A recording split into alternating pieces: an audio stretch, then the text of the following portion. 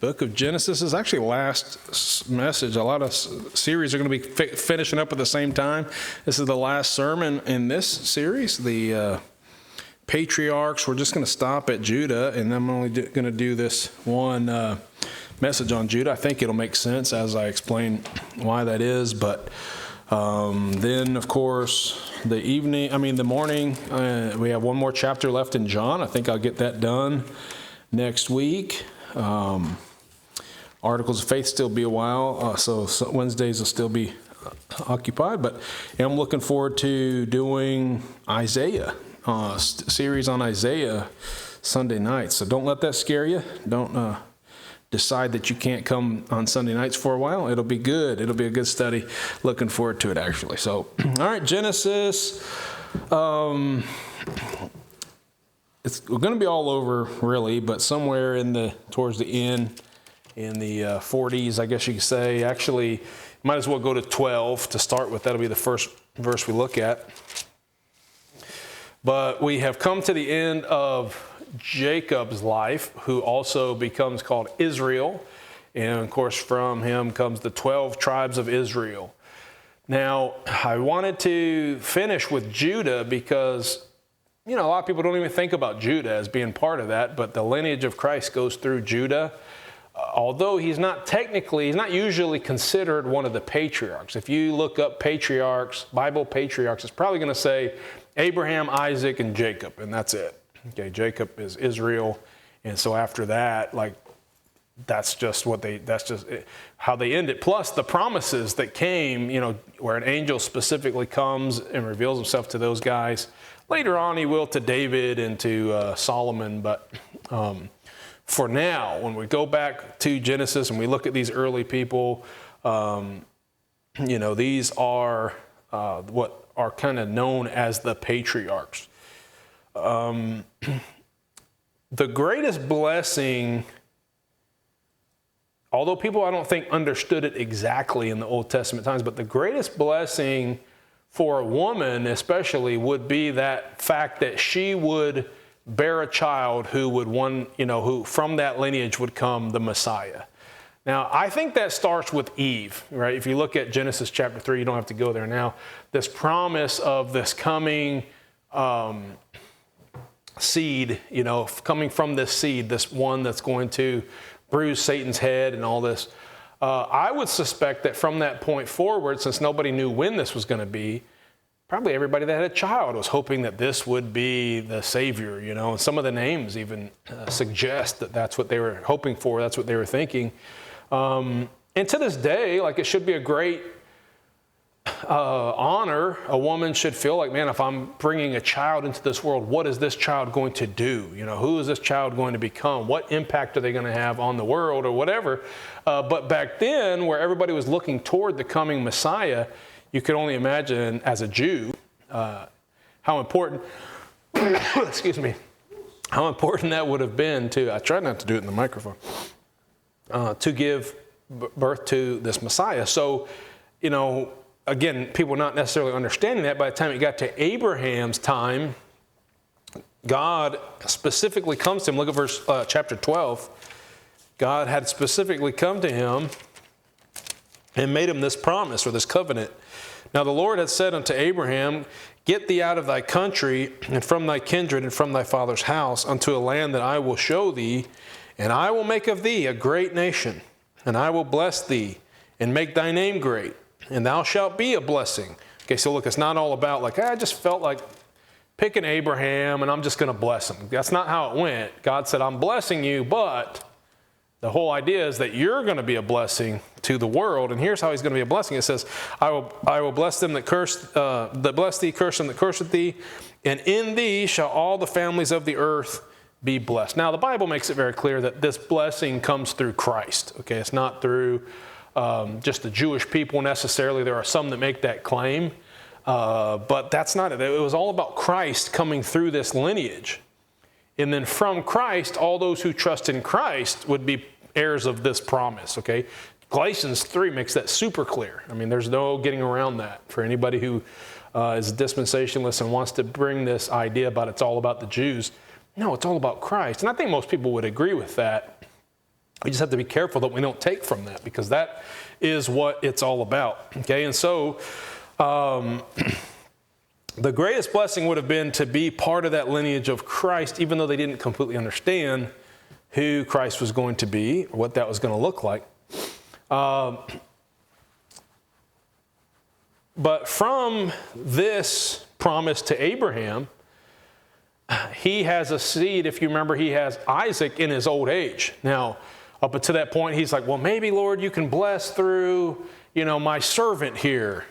Then he ends up having a child through Hagar. And he's like, maybe you can bless Ishmael and he'll live for thee. And God's like, no, there's a lineage. Okay, there's a line. There's somebody I'm going to bless you with. It's going to be your seed, and it's going to be from Sarah. He's like, oh, she's too old to have a child. Look, it's the promised seed. God's going to provide. God's going to make sure that that seed is followed through. That lineage is followed through to Christ. And so, the blessing of Abraham then is extended to Isaac. We see this in chapter 26. Chapter 26, verse 24.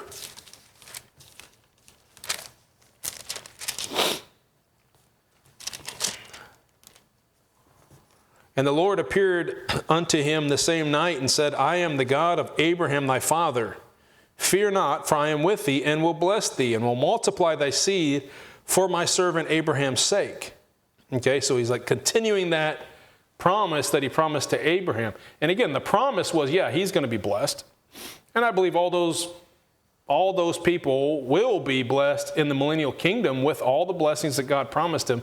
But he's saying, the real blessing is going to come from Jesus Christ. So say all the nations are going to be blessed and all this, okay? So that extends now to Isaac. We've already talked about him. Isaac has a son, or two sons, Jacob and Esau. And Jacob is the one who God says is going to receive that blessing. It's from his line that Christ is going to be born. Now, I don't understand how God picks who he picks. I don't know if that's even necessarily how it works. How did these people get selected of all the other children to be the one? Why is the older going to serve the younger? God knows the heart. I mean, that could be one of the reasons. Who knows what the reason is that God would pick these individuals?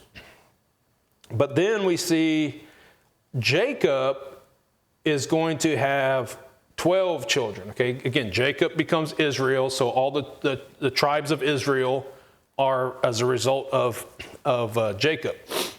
And if you remember, Jacob gets deceived, just like he deceived his brother and his father. He gets deceived and is given Leah as a spouse. He wanted to marry Rachel, but he gets Leah as a spouse. Then he works another 7 years for Rachel, and so now he has two wives, okay? And you remember the story, Leah has Reuben, that's her firstborn. That's the firstborn son of Jacob.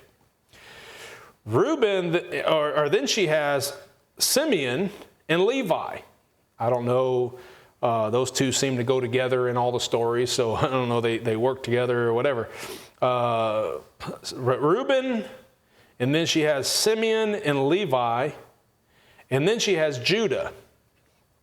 Okay, now at this time, Rachel's upset. How come I can't have children? Why is Leah having all these children? So Leah says, hey, Jacob, take my handmaid Bilhah and have children with her. So he has children with her. She bears Dan and she bears Naphtali. This is all in chapter 29 and chapter 30 if you want to read it out sometime. Now, Leah, now she's had 4 children, but she stops having children and she's like, oh, now Rachel's having children. So, you know what, here, you take my handmaid. And this whole story is crazy, all right? Now you got 4 different wives, 4 different, or 2 wives, 2 concubines, however you want to say it, all involved in this seed of Jacob. And so she has with Zilpah, her handmaid, Gad and Asher. And then, I don't know, I started counting on my fingers and now I lost it. But anyway, there's 12. I don't have 12 fingers. And then Leah has 3 more children, Issachar, Zebulun, and Dinah. And then finally, and I don't remember the order actually, I think Rachel might have had some before those last ones. No, that's not true because these are the youngest. So the last ones, Rachel finally has a child, Joseph. And then she has later on Benjamin. Okay. Now, in my head, as a little kid, I always wondered, why didn't the blessing carry on to Joseph? I mean, we all know he was the favorite son. We all know he had the coat of many colors. We all know he's a good kid. He does everything right, it seems like. He goes into Egypt and he, helps save. Like, God is blessing Joseph. There's no doubt about it. So why wasn't the line of Christ through Joseph? And the answer to that is, I don't know. I mean, I could come up with some reasons as to his marriage of an Egyptian, and he had a purpose to start. I mean, I don't know. I could come up with some thoughts, but ultimately, I don't know.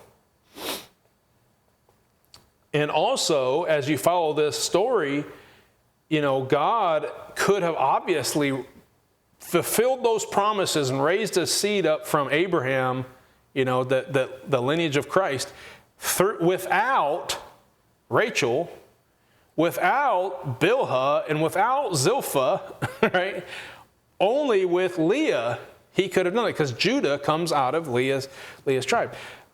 But Joseph and Benjamin come from Rachel, who Jacob loved very much. And so therefore Jacob probably would have loved for the blessing to go onto Joseph or to Benjamin.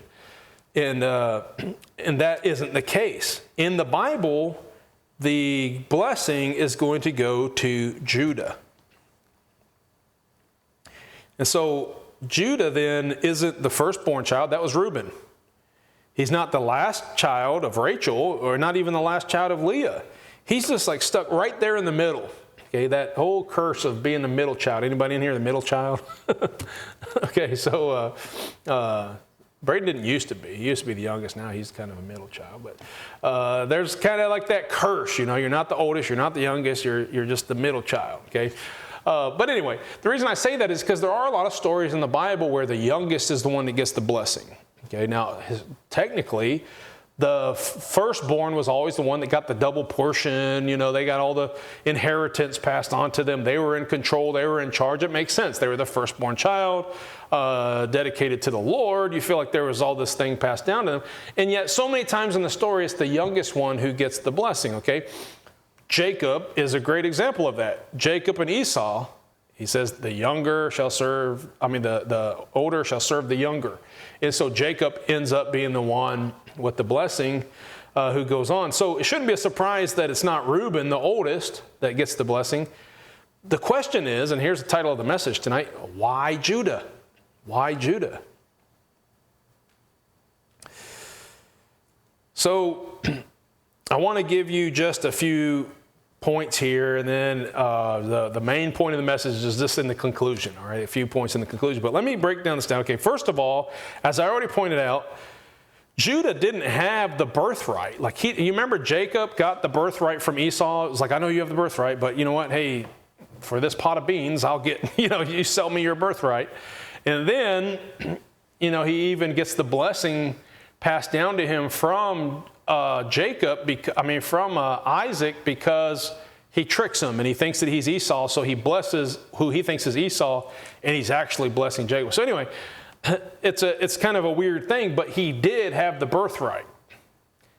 Whereas Judah, where do we see anything about him having the birthright? He's just this middle child, that doesn't seem to have any of these blessings, pointed to him. We don't even really see any point where God tells Judah, hey, you are going to be this blessed, in the lineage of Christ. I'm going to bless them that bless you. He doesn't say any of that to Judah. So he has no birthright. Number two, he behaved terribly toward his brother Joseph. Okay, again, Joseph was always the hero. Growing up, I thought, why isn't Joseph the one that gets all the blessings? And why is it going to be Judah, his line, that has Christ? Because you know what? Judah doesn't treat his brother very well. Now, let's go to that story real quickly in chapter 37, Genesis 37. And you know the story. They're all jealous of Joseph because mom and dad are doting on them, or the dad is doting on him. Jacob prefers him and gives him the coat of many colors, says all these wonderful things about him. And so they're jealous about him, and they see him coming. Oh, and his dreams. They don't like his dreams. So they see him coming, and they're just like, here comes that dreamer. Let's just kill him and be done with it, right? Which is an awful thing. What are you, psychopaths here? And they see him coming, and they want to be done with him. Well, look at chapter 37, verse 21. And Reuben heard it. Now, he's the oldest child, the firstborn of Leah. And he delivered him out of their hand and said, let us not kill him. And Reuben said unto them, shed no blood, but cast him into this pit that is in the wilderness, and lay no hand upon him, that he might rid him out of their hands, to deliver him unto his father again. So Reuben's the oldest child here. He sees what everybody else is doing, and they're like, let me put this on my tie because it's not doing right. Okay. So Reuben, his intention is, I'm going to come back and deliver him, okay? These young kids, they don't know what they're doing. They're all mad at him, and they want to kill him. I'm going to convince them to just throw him in this pit. Later on, I'm going to come, and I'm going to release him. Okay, so it seems like Reuben maybe had some kind of good intentions toward his brother. Like he probably talked about him behind his back, but he didn't really want them to kill him. That's going a little extreme. Okay, but then Reuben goes away, and we see the rest of the brothers, have come up with this plan. Now, first of all, Judah would have been one of those ones apparently who said, yeah, let's kill him. And then Reuben says, no, let's just put him in a pit. Judah goes along with that like the other brothers. And so where did we leave off here? Verse 21. Verse 22, and Reuben said unto them, shed no blood. And I already said that.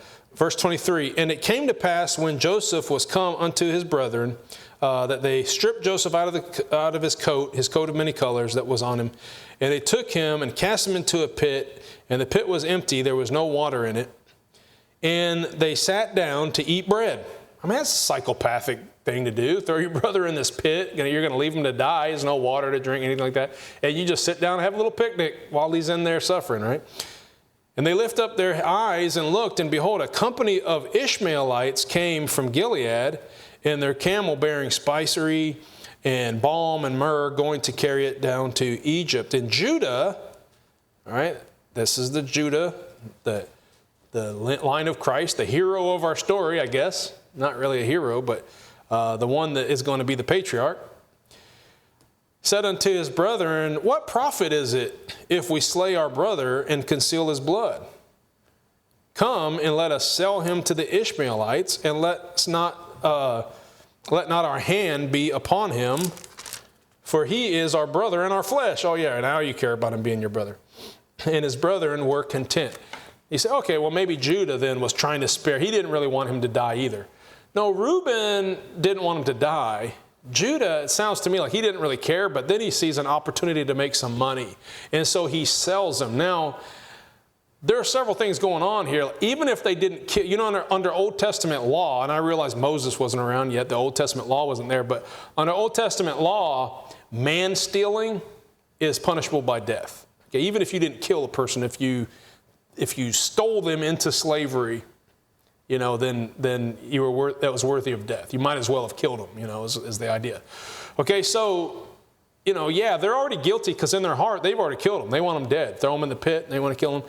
Then somebody comes and says, hey, let's just sell them to these Ishmaelites, and then we can have all this money for ourselves and not tell Dad about it. And that's what they ultimately do. Judah seems to be a ringleader behind this. And so he behaves terribly toward his brother in like a psychopathic kind of way. And you read this story and think like, really, Judah? Why is Judah going to get the blessing? I'm slowly not wanting Judah to even be in the line of Christ. That's how I feel whenever I read the story. And it almost seems, if you think about it, like each generation is getting a little worse. I mean, Abraham was a pretty loyal guy. He made some mistakes.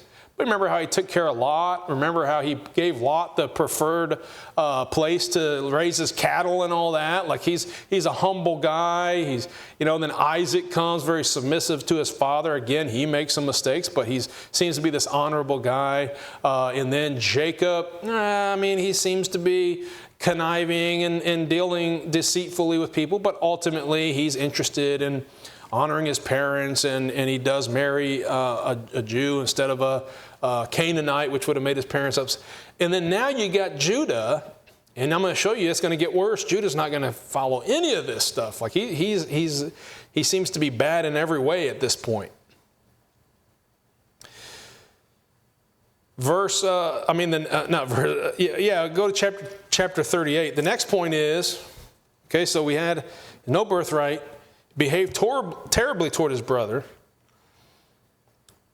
The third point is he has children with a Canaanite woman. Now you remember Esau? You remember his parents, it said it was a grief to their side that he went to the Hittites and found a wife from them, and it was a grief to his parents, and they were upset with him that he did that, and they said to Jacob, don't do that. Please go to, keep within the Jewish family, and don't go to the Canaanites. Okay, chapter 38. Look at verse 1. And it came to pass at that time that Judah went down from his brethren and turned into a certain Adulamite, whose name was Hira. And Judah saw there a daughter of a certain Canaanite, whose name was Shua. And he took her and went in unto her. That doesn't say that he married her, which doesn't necessarily, that makes it worse, right? I don't know who the Adulamite was. I don't understand that exactly. He goes in, and while he's there, he sees this woman, Shua, who's a Canaanite. And he goes in unto her. Doesn't seem like he marries her. He just goes in unto her. And she conceives and bears a son, and he calls his name And she conceives again and bears a son, and calls his name Onan. And she yet again conceives and bears a son, and calls his name Shelah. That's a terrible son's name. But anyway.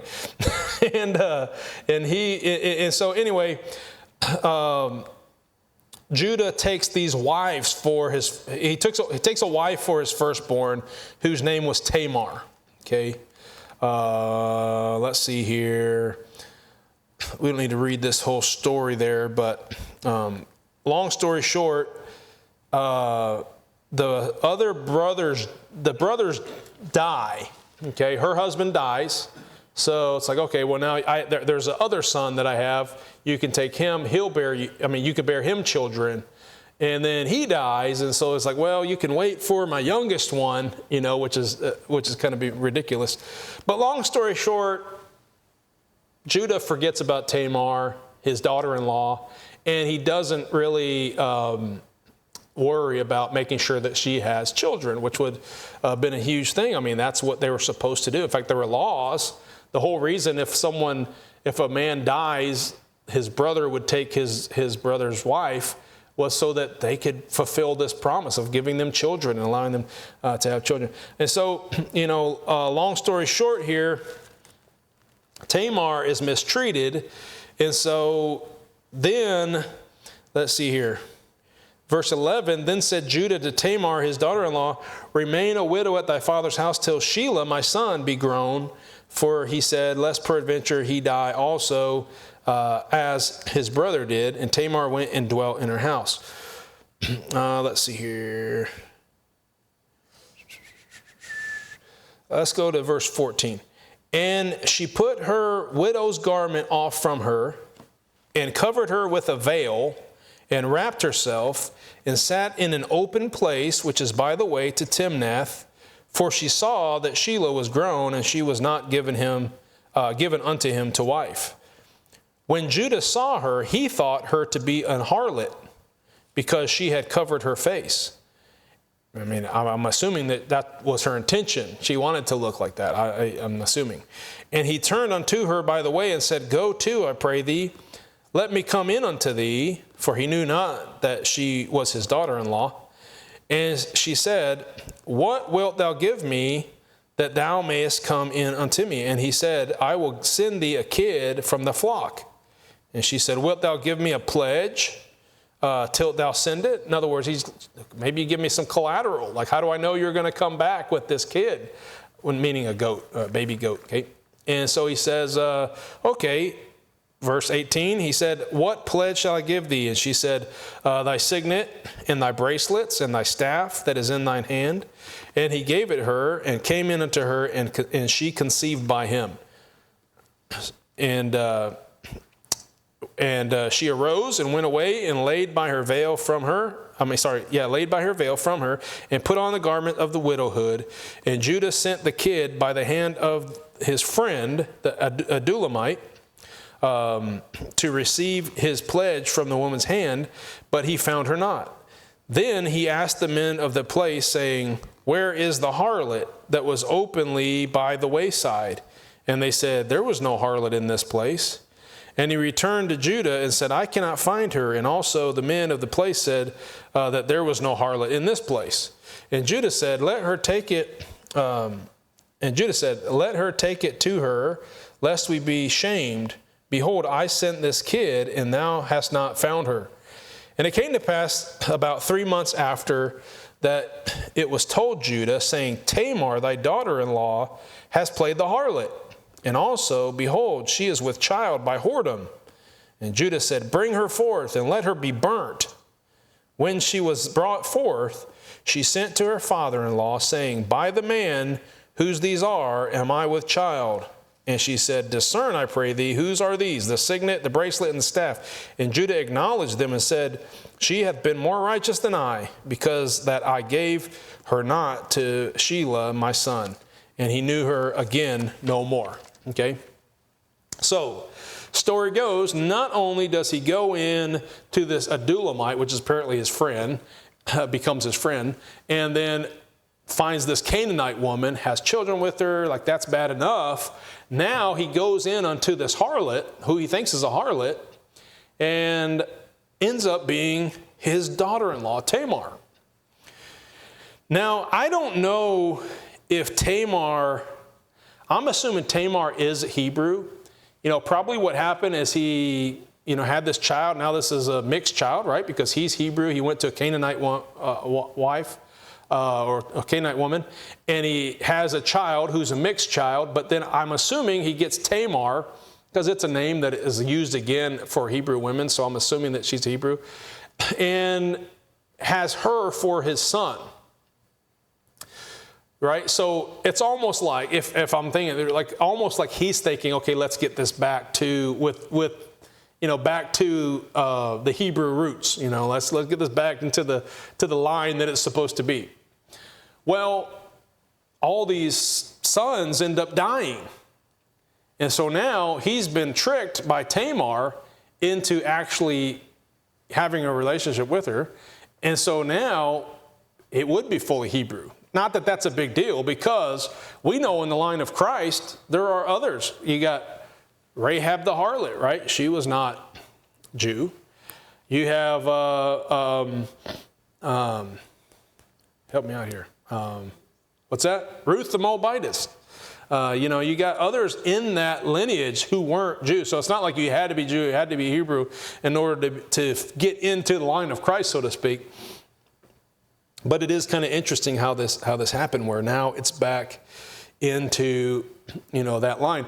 And then one of these children becomes the next heir in the line of Christ. Pua, I think it is. And so this is a crazy story, okay? Not only is this Judah, just out of all the 12 in the 12 tribes, like all of the sons of Jacob, Judah is the one that's picked. And then Judah, he doesn't have a birthright. He doesn't have, why him? He behaves terribly toward Joseph. We see that being, hey, well, he doesn't deserve any blessings for that. I mean, that's, if you're just reading the story, that's what you're thinking. Then he has a child with a Canaanite woman, doesn't do her right, doesn't treat her right when she loses her husbands. And then ultimately he ends up being trapped into having a relationship with her. And now from him is going to be this child, who is that's kind of a weird situation. And you kind of have a big mess here. Now, go to chapter 49. And I said before, Judah, the Lord, as far as I can tell, I haven't seen it. I didn't notice it. I don't think God or an angel comes to Judah and ever says, hey, you are going to be blessed. Okay, I'm going to bless you and for your sake of your father Abraham, or all the nations are going to be blessed through you. Anything like that, like he does to the other patriarchs. But in chapter 9, after these things happen, by the way, I'm sorry, chapter 49, after these things happen, when his father Jacob is on his deathbed, he's going to pass on a blessing to his sons. Remember Isaac did that with Jacob and Esau, he thought he was blessing Esau, but he ended up blessing Jacob. And it was like, hey, it wasn't necessarily on his deathbed, but later on in life, getting older, and he's passing this on, and he's saying, okay, I'm going to bless you. I'm going to give you this blessing. Well, chapter 49, he passes down this blessing to Judah.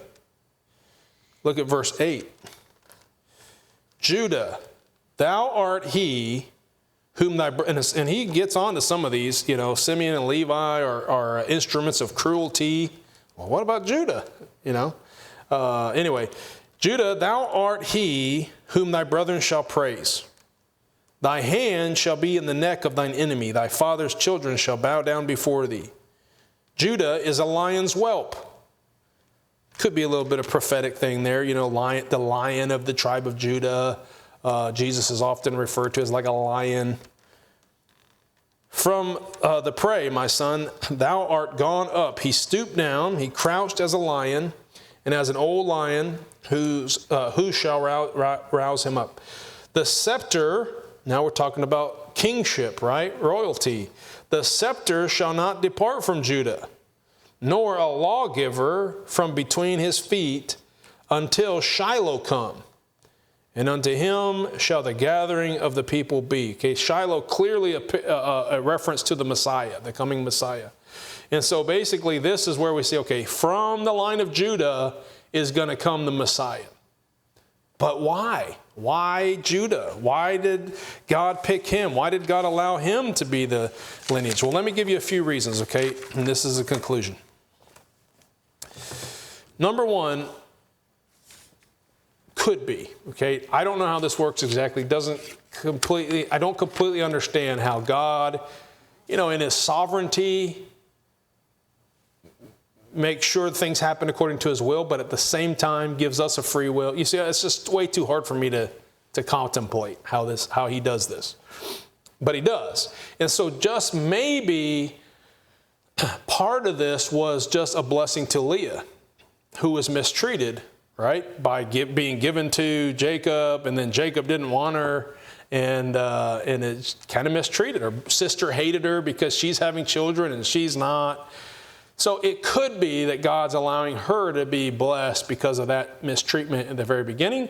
And so one of her children is in the line of Christ. But I don't know.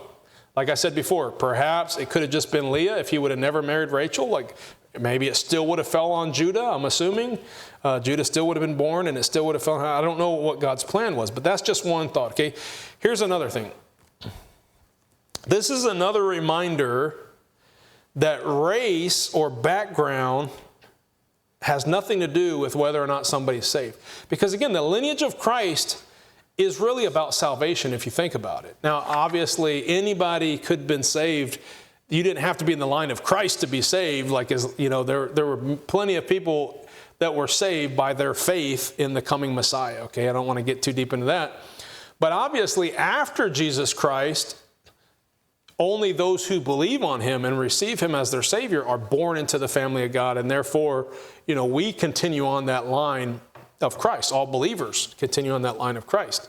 Okay, so just like the line of Christ, leading up to him from Abraham forward, or all the way back to Adam forward, I guess, was just full of people who, you're not supposed to be part of this line. You're a different race. Hey, you're not supposed to be part of this line. You're a wicked person. You're from this culture, that background. You're poor. All those things mattered nothing. God would still allow normal people, sinful people people of all different nationalities to enter into that line of Christ. And the same is true today. No one race is above another race when it comes to pleasing God. No one with their background or what they came from, gets higher or lower on the, scale of whether or not they can be in the line of Christ. No, it's simply by faith in Jesus Christ. And that is the way God planned it. That's what His will is. So it's a reminder that any race or background can be saved. It's a reminder that evil people can be saved. I mean, it's a good thing since we're all sinners. And so the Bible shows us some pretty wicked things that people do. Well, guess what? Today, there's a lot of wicked things that a lot of people do, and they still get saved. Doesn't mean they should do wicked things, but thank the Lord for His mercy and His grace. We can still be saved. And then it's just another reminder that God mostly, and again, this is the part that's way beyond my understanding here, but God mostly allows us to make our own mistakes with our own free will. We learn from our mistakes. We pay for our mistakes. All right, we certainly do. It's not like we get away with it. We pay for our mistakes. But then God can still bring His will out of that. And He can make good out of a bad situation. So we shouldn't go around tempting Him and doing bad things and say, all right, do something with this, God. No, we should be trying to do our best. We should be submitting to His will. We should be following what He wants us to do. But the hope is, and the good news is, that even if in our free will we mess up and we get out of line or we do something the wrong way, God can still bring glory to Himself and fulfill His will through our failures. And so all of these, regardless of why God might have chosen Judah or what the whole deal was there, that's not our concern. But certainly some things we can learn from that are quite blessings if you think about it. Blessings that God is merciful and God is very long-suffering. Because I do believe actually that Judah ends up at the end of his life being a little bit more righteous. But regardless, we all have a tendency to live for self and to be probably way more wicked. Each one of us in this room, don't look at each other, don't. Each one in this room, probably way more wicked than you could ever imagine. I don't want to think about that. Like, no, not so-and-so. They'd never do anything wrong. Oh, they're perfect. Each one of us probably way more. If you knew how wicked our hearts are and knew how wicked we are, every one of us would be shocked that the other one is a wicked person. But then we would have to turn the attention to ourselves and say, like, you know what? I have a tendency to be pretty wicked as well. Praise the Lord. We're still in the line of Christ.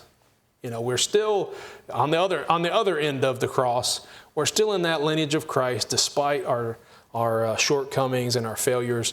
And so that's the picture I get out of Judah, and that's why the line of Christ. Now, you don't see much, again, up until David, you don't really see patriarchs being announced this way, like, hey, you're going to be the blessing, the world's going to be blessed out of you, up until King David, and that's kind of like a different type of promises made. But anyway, again, the line of Christ. After Christ, He didn't have any children, and so the line after that is spiritual. It's by believing in Him, it's through faith that we carry on that lineage. All right, let's go to the Lord in prayer. Father, again, thank You for Your word. Thank You for Your grace and Your mercy in the fact that You've saved us and added us into the line of Christ to be joint heirs with Him in the coming kingdom. Lord, I thank You for the forefathers. I thank You for the patriarchs that went before us, and we do understand, I would suspect, a great place in the millennial kingdom for Abraham and Jacob and Isaac and David and many of these. But none of it is important. What's important is the place that Christ has in the kingdom and in eternity. And Lord, I pray that You'll be glorified, let Christ be glorified, and we give You thanks for your goodness. In Jesus' name I pray. Amen. All right.